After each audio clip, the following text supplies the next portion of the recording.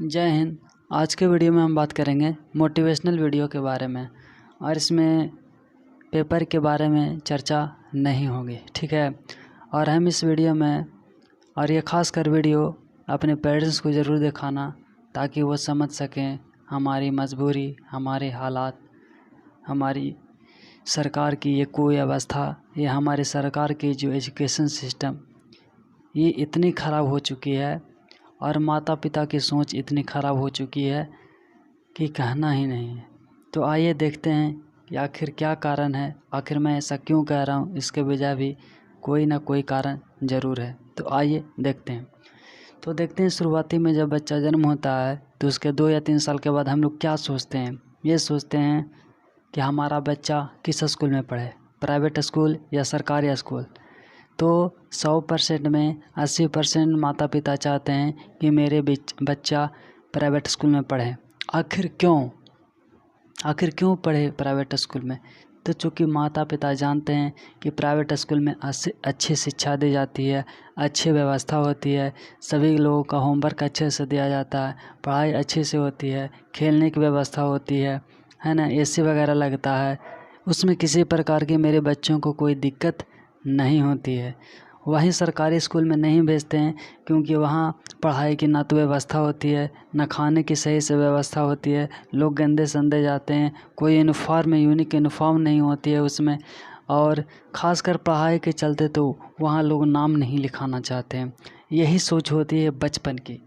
लेकिन वही सोच माँ बाप के बच्चों जब बड़े हो जाते हैं तो वही सोच उल्टी हो जाती है। फिर क्या कहते हैं कि बेटा तुम्हें प्राइवेट जॉब नहीं करनी है, अब तुम्हें सरकारी जॉब करनी है। आखिर क्यों, क्या वजह है? जब वो छोटा था तो बोलते थे कि प्राइवेट में पढ़ो, प्राइवेट बढ़िया है, और जब अब बड़े हो जाते हैं तो बोलते हैं कि प्राइवेट ख़राब है। यानी वही चीज़ जो बचपन में अच्छा लगता था वही चीज़ ख़राब हो जाता है। आखिर क्यों, क्या कारण है? मतलब समझ में नहीं आता है कि आखिर ये सोच, आखिर ये मेंटलिटी इतनी बुरी तरह से प्रभावित कैसे आपके माइंड पर हो गई, मुझे तो ये समझ में नहीं आते। पढ़ाई लिखाई का आखिर मतलब क्या है? एक समय था कि पढ़ाई लिखाई का मतलब ही कुछ और होता था, लेकिन आज के समय में पढ़ाई लिखाई का मतलब सिर्फ नौकरी हो गई है ना, जो कि बिल्कुल 1000% गलत है, ठीक है। तो ये गलत क्यों है इसको भी हम प्रूफ करके दिखाएंगे। अब देखो, प्राइवेट सरकारी स्कूल में क्यों मतलब करते हैं, क्योंकि ये अस्थाई होता है, ठीक है, हम मानते हैं अस्थाई होता है। लेकिन प्राइवेट भी कहाँ अस्थाई होती है, वो भी तो उतना सारा पैसा खर्च करके बनाते हैं। कोई भी कंपनी खड़ा करती है तो उसमें अंतिम में लगा रहता है लिमिटेड, है ना, मतलब कि ये कभी हटने वाला नहीं है।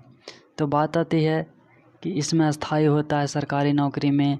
इसमें मतलब अगर नौकरी नहीं भी करे या 10 दिन या 15 दिन या महीना दिन छुट्टी भी ले लें तो हमको तनख्वाह नहीं कटती है ना, यही सोचते हैं ना, और यही सोच कर के लोग करते हैं। ठीक है, इतनी तक हम भी सहमत हैं। लेकिन एक बात जानिए कि आप गारंटी देते हैं कि ये परमानेंट है, यानी कि सरकारी परमानेंट है और प्राइवेट परमानेंट नहीं है, लेकिन इस बात की आप गारंटी देते हैं? मैं मतलब माता पिता से कहना चाहूँगा कि क्या आप अपने बेटे की गारंटी लेना चाहते हैं कि मेरे बेटा की आयु 60 साल की होगी या 80 साल की होगी? नहीं कह सकते। उसे कुछ भी हो सकता है, किसी भी वक्त कुछ भी हो सकता है, किडनैप हो सकता है या किसी हत्या कर सकता है, आत्महत्या कर सकता है, या कोई उसे मार सकता है, कुछ भी कर सकता है। जब आप इसकी गारंटी खुद नहीं ले सकते तो फिर आप नौकरी की गारंटी क्यों लेते हैं? इस तरह की मेंटलिटी आप लोगों में आई कैसे? पहले के ज़माना में अगर देखें, उदाहरण लिया जाए, श्री राम जी, तुलसीदास, वेद व्यास, कृष्ण जी, भगवान बुद्ध, महावीर और कलाम जैसे व्यक्ति, ये सब व्यक्ति ही थे, नॉर्मल आदमी थे, हमारी तरह नॉर्मल इंसान ही थे। इन लोगों ने भी पढ़ाई की, लेकिन वो पढ़ाई नहीं की थी। इन लोगों की पढ़ाई कुछ और थी, और वो पढ़ाई थी, बताऊं किसकी? वो पढ़ाई थी शिष्टाचार की, कि हमें ऐसी पढ़ाई पढ़नी चाहिए कि मतलब बड़ों से किस तरह से व्यवहार करना है, छोटों से किस तरह से व्यवहार करना है, बड़ों का आज्ञा का पालन किस तरह से करना है, हमें आगे की ज़िंदगी किस तरह से जीना है, इन सब चीज़ों के बारे में पढ़ाई होती थी।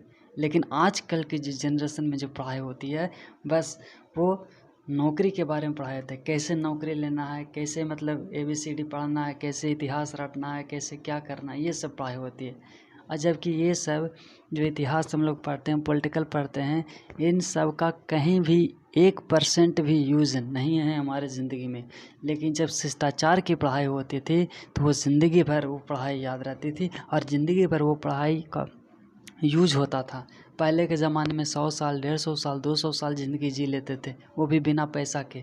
क्या इस समय के लोग में इनके समय में पैसा नहीं था, पैसा का अभाव नहीं था, लेकिन पैसा के अभाव में भी इन लोग इतनी ज़िंदगी बेहतर जीते थे। लेकिन आज के समय में जितने पैसे हो रहे हैं उतनी ज़िंदगी बदतर होती जा रही।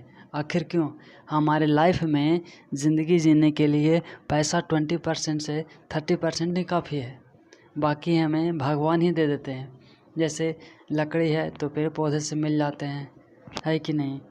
घर है तो मिट्टी से बन जाती है, ऐसी बात नहीं है।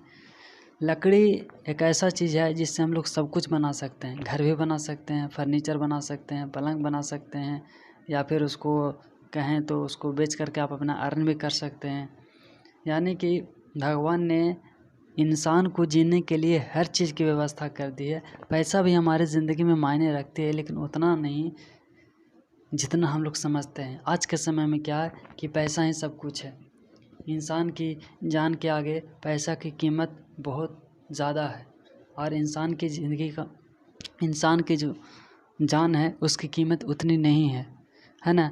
तो इन सब की ज़िंदगी में क्या था? शिष्टाचार की पढ़ाई होती थी। शिष्टाचार मतलब बड़ों की आज्ञा मानना, ज़िंदगी किस तरह से जीना है। अब बताइए, भगवान राम ने क्या किया था? मैट्रिक किए थे या इंटर किए थे या ग्रेजुएट किए थे या डिप्लोमा किए थे?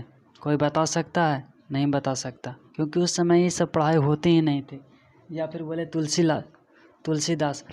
भगवान श्री राम को हम लोग भगवान मानते हैं। क्यों मानते हैं? आखिर वो भी तो मेरी तरह इंसान ही थे ना। फिर भगवान का दर्जा क्यों मिला? क्योंकि उन्होंने अच्छा कर्म किया, ठीक है, इसलिए। तुलसीदास ये एक डकैत था, डाकू था, है ना, लोगों की हत्या करता था, लेकिन देखो इन्होंने इनकी जीवनी लिख डाली।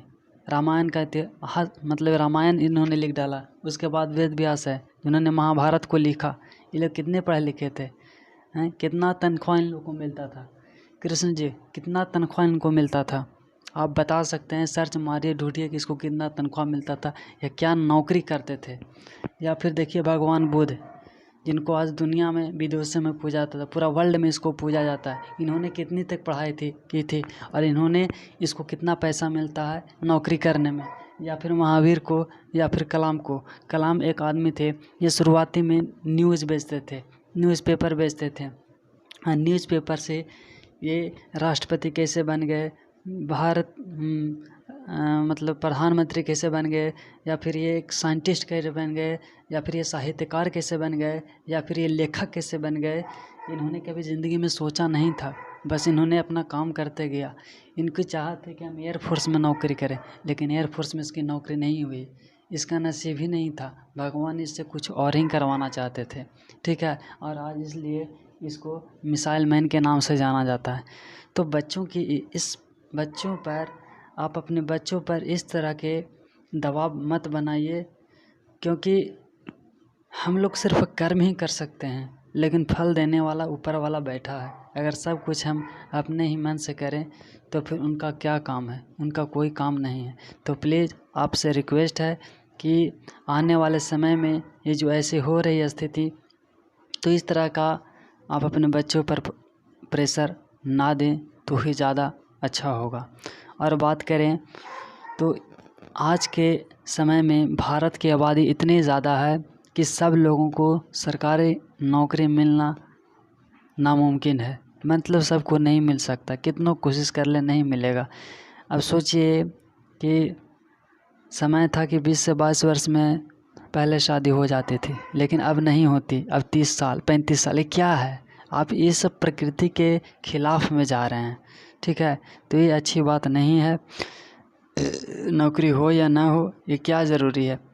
हमें पैसा ही कमाना है तो पैसे कमाने के बहुत सारे तरीके हैं। व्यापार कर सकते हैं, खेती कर सकते हैं, कढ़ाई कर सकते हैं, बुनाई कर सकते हैं या और भी अदर सोर्स कर सकते हैं। ये ज़रूरी नहीं है कि सरकारी दफ्तर में बैठकर ही हम लोग पैसा कमा सकते हैं। जब हमें पैसा ही कमाना है तो कोई और रास्ता क्यों न चुनें? क्यों हम अपनी ज़िंदगी की 30 साल, 32 साल, 35 साल लाइफ बर्बाद कर लेते हैं? ऐसा करना बिल्कुल गलत है। अपने सोच को बदलिए, विचार को बदलिए, क्योंकि सोच बदलिएगा तभी देश बदलेगा। और मैं बोलना चाहूँगा कि ये सब बिहार में ही ऐसा होता है, अदर स्टेट में ऐसा नहीं होता। अदर स्टेट में सब वंशानुगत के हिसाब से अपनी ज़िंदगी जी रहे हैं। मतलब कोई अगर जिनके पिताजी बिजनेसमैन हैं तो उनका अगला बेटा भी बिजनेसमैन ही करता है, ठीक है, वो नौकरी नहीं करता। जैसे पंजाब हो गया, हरियाणा हो गया, चंडीगढ़ हो गया, हैदराबाद हो गया, ये सब जगहों पर उतना नौकरी की डिमांड नहीं होती, क्योंकि वो जानते हैं कि अगर मैं नौकरी करूँगा तो हम आगे नहीं बढ़ेंगे, हम आगे सक्सेस नहीं होंगे, हम आगे तरक्की नहीं कर पाएंगे। क्योंकि नौकरी है तो सीमित है, वो कुछ आगे कर नहीं सकता है, उसके हाथ पैर बांध दिए जाते हैं, जो कि बिल्कुल गलत बात है। अगर आप ज़िंदगी में आगे बढ़ना चाहते हैं तो रिस्क लीजिए और ज़िंदगी में आगे बढ़िए। तो इस तरह के जो मेंटालिटी आज के नौजवानों में तो कम, लेकिन माता पिता में इतनी हो गई है कि उसके चलते आप अपने बेटों को दूर रखते हैं।